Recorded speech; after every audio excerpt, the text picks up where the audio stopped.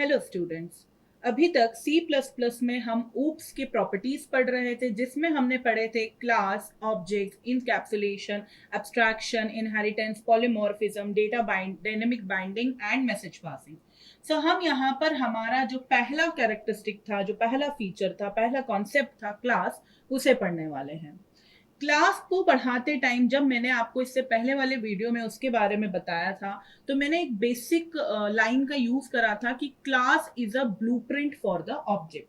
That means class एक तरीके का स्केच टाइप का या फिर बोल सकते हैं डिजाइन टाइप का वर्क करता है हमारे ऑब्जेक्ट के लिए।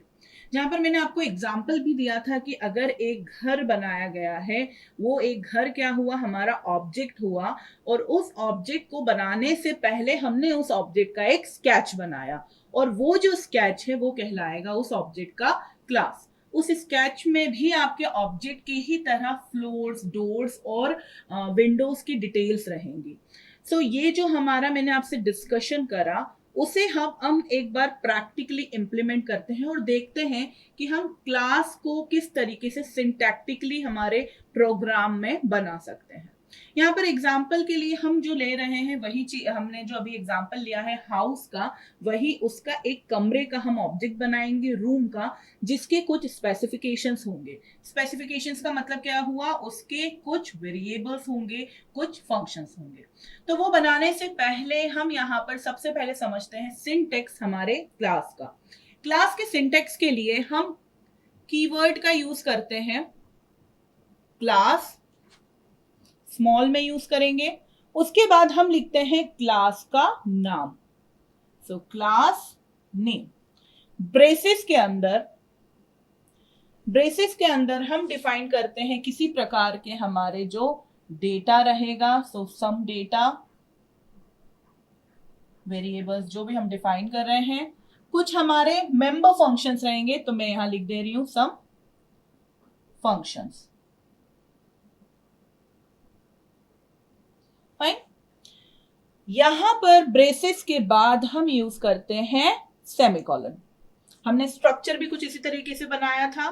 स्ट्रक्चर में भी हमारे पास स्ट्रक्चर कीवर्ड, स्ट्रक्चर का नाम, और फिर उसके बाद हम ब्रेसेस यूज करते थे, उसके अंदर हम कुछ उसके बिहेवियर्स डिफाइन करते थे, और फिर यहाँ पर सेमीकोलन होता था। सेम टाइप का सिंटेक्स क्लास के लिए रहता है, लेकिन ये यहाँ पर वर्क करता है ऑब्जेक्ट्स को बाइंड करने के लिए। तो ये हमारा बेसिक सिंटेक्स है क्लास का। अब हम वापस आते हैं, हमारा जो एग्जाम्पल था उस पर वापस आते हैं। एग्जाम्पल में मैंने आपको बताया कि हमारे पास एक होगा रूम ऑब्जेक्ट, और उस रूम ऑब्जेक्ट के अलग अलग बिहेवियर्स होंगे।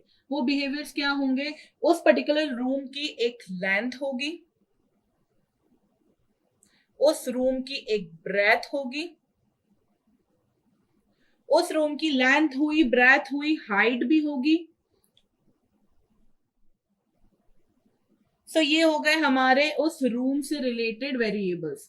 या फिर हम इसमें और भी वेरिएबल्स बना सकते हैं, हम उसमें कितनी विंडोज हैं, डोर की क्या लेंथ है, कितने डोर हैं, जितने हमारा प्रोग्राम का रिक्वायरमेंट रहेगा उसके अनुसार हम बना सकते हैं। बट अभी हम यहाँ पर क्लास का वर्किंग समझ रहे हैं, तो इतने हमारे वेरिएबल्स काफी हैं, इतने बिहेवियर्स काफी हैं। नेक्स्ट हमारे पास उस रूम के कुछ स्टेट्स होंगे। स्टेट्स का मतलब क्या होता है, उसके कुछ फंक्शंस होंगे। दैट मीन्स हम यहाँ पर एक फंक्शन कर रहे हैं, हम यहाँ पर इस रूम का पता कर रहे हैं वॉल्यूम, इस रूम का पता कर रहे हैं वॉल्यूम। अब ये रूम आप मान लीजिए, अगर ये है हमारा room, length breadth height room है, तो हमारे पास इसका वॉल्यूम पता करने का क्या तरीका रहेगा, हमारा तरीका रहेगा length into breadth into height. Simple जो हम स्कूल्स में पढ़ते थे वही चीज। और अगर हमें इसका एरिया पता करना है तो सिंपली लेंथ इंटू ब्रेथ। तो हमारे पास दो फंक्शंस हो गए। पहला फंक्शन हो गया हमारा एरिया फंक्शन, दूसरा फंक्शन हो गया हमारे पास वॉल्यूम फंक्शन।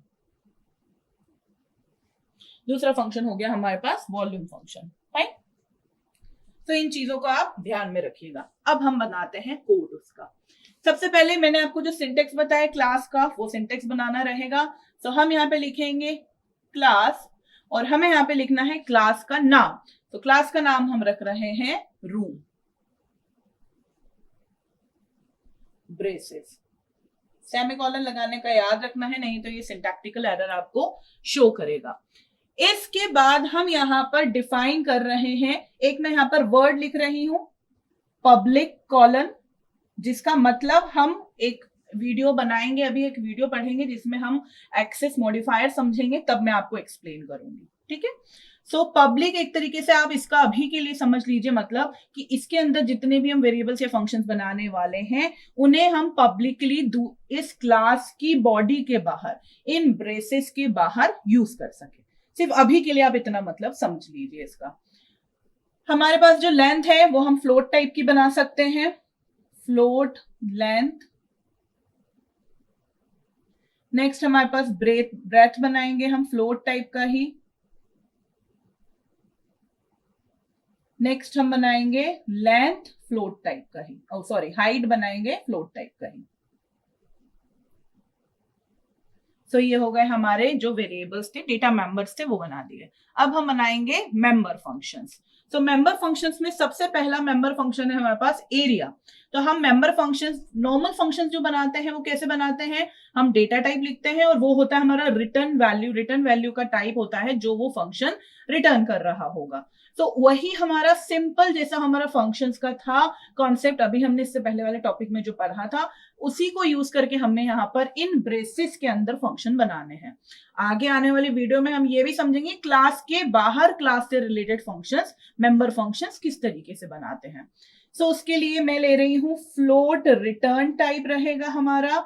हमारे फंक्शन का नाम है एरिया और ये फंक्शन काम क्या कर रहा है, सिंपली रिटर्न कर रहा है लेंथ इनटू ब्रेथ। फाइन। एक और मेंबर फंक्शन है हमारे पास फ्लोट वॉल्यूम पता करने के लिए, और ये मेंबर फंक्शन काम क्या कर रहा है, return length into breadth into height.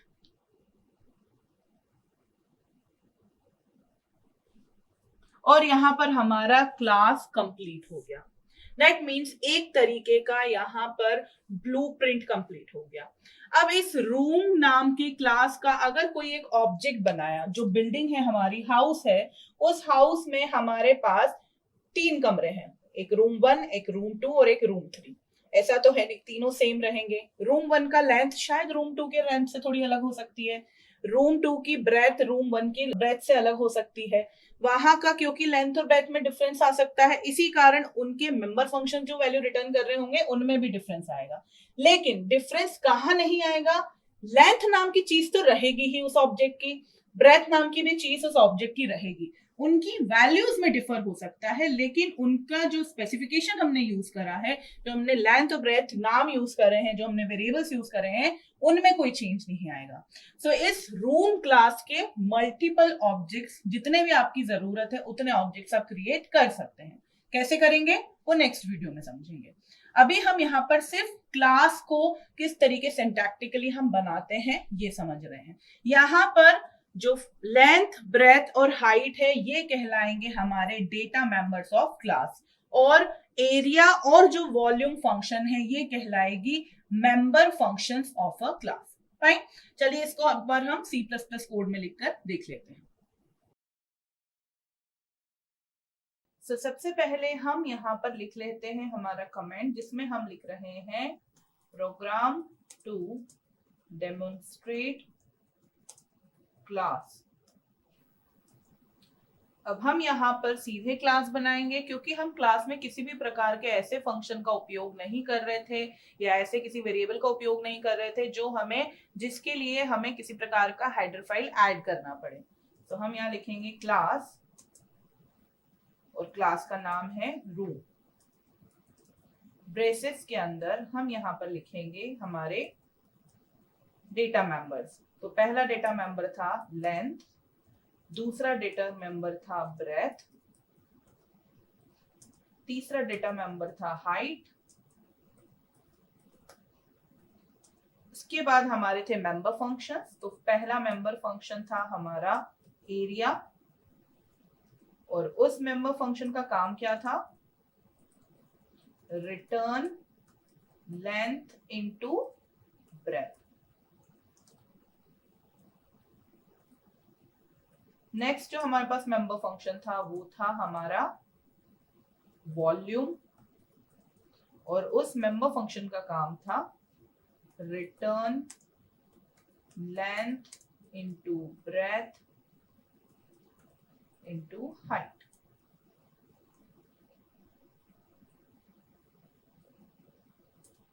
फिर उसके बाद हमारे क्लास के एंड में ब्रेसेस के बाद लगेगा सेमीकोलन। इतना होता है हमारा सिंटेक्स जो अभी हमने समझा क्लास का। तो इसे हम सेव कर देते हैं एक बार। अब कंपाइल करते हैं, नो एरर, लाइंस कंपाइल्ड 15।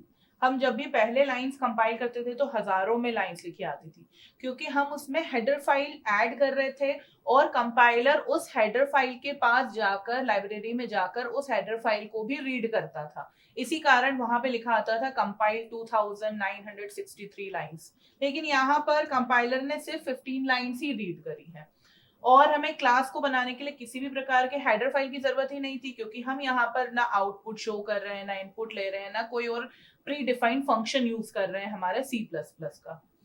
यहाँ पर जब हमने क्लास कंस्ट्रक्ट करी है उस टाइम पर इन्हें लेंथ, ब्रेथ, हाइट या जो भी मेंबर फंक्शन है, डेटा मेंबर्स हैं, इन्हें मेमोरी एलोकेट नहीं हुई है। हमने ये चीज स्ट्रक्चर्स के टाइम पर भी पढ़ा था, क्योंकि क्लास एक क्या है? डेटा टाइप है। जिस प्रकार हम लिखते हैं इंट x, राइट? तो सिर्फ इंट लिखने से हमें इंट को कोई मेमोरी तो मिल नहीं जाती है।